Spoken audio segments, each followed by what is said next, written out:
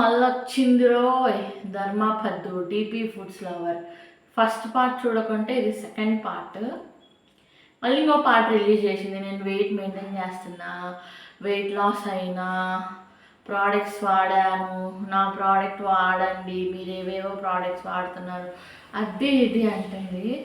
అసలు ఇంతగా మూర్ఖులు ఉన్నారా నాకు ఇంకా అర్థం కావట్లేదు.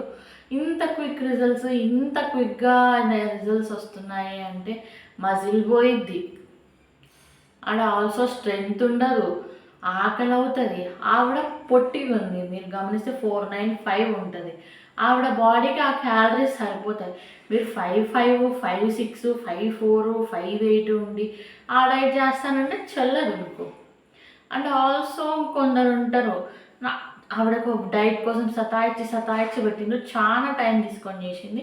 నాకెందుకో ఈ టైం అంతా ఆ ప్రోడక్ట్ని కనిపెట్టి అప్పటికప్పుడు ఇంకా నా ఫ్యాట్ లాస్ జర్నీ, నా వెయిట్ లాస్ జర్నీ అని చెప్పి ఈ ప్రోడక్ట్ని అమ్ముదామని ట్రై చేసినట్టు అనిపించింది. ఎందుకంటే స్నాక్స్ బిజినెస్ సరిగ్గా జరుగుతుందో లేదో చెప్పలేం కదా, కాంపిటీషన్ ఎక్కువ ఉంది.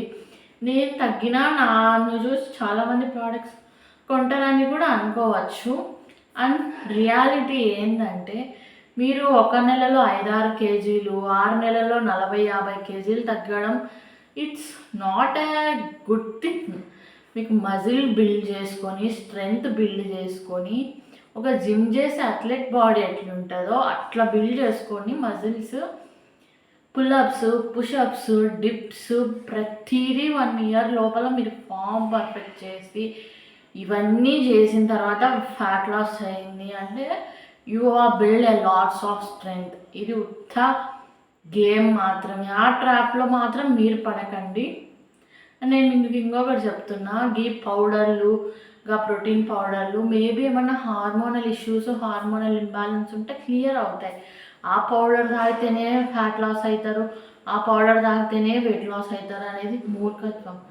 మీ బాడీకి తగ్గ క్యాలరీస్ ఇస్తూ, ఎక్సర్సైజ్ చేస్తూ, వారంలో 5 to 6 days స్ట్రెంగ్త్ ట్రైనింగ్ చేయండి. ప్రతి ఒక్కరు 2 to 3 days అంటారు, but 5 to 6 days dumbbells order పెట్టుకోండి. నేను మీకు ఇంకా వీడియోస్ హోమ్లోనే డంబెల్స్తో ఎట్లా వర్కౌట్ చేయాలా, షోల్డర్ ఎట్లా ట్రైన్ చేయాలా, ఫ్రంట్ ఎట్లా ట్రైన్ చేయాలా, లెగ్ వర్కౌట్ ఏంది వితౌట్ ఎక్విప్మెంట్, ఒక పెయిర్ ఆఫ్ డంబెల్, ఒక పెయిర్ ఆఫ్ బార్బెల్, రెసిస్టెన్స్ బ్యాండ్స్తో ఎక్సర్సైజెస్ మీకు చెప్పబోతున్నా. ఇవి చేయండి, చాలా హెల్ప్ఫుల్ అవుతుంది.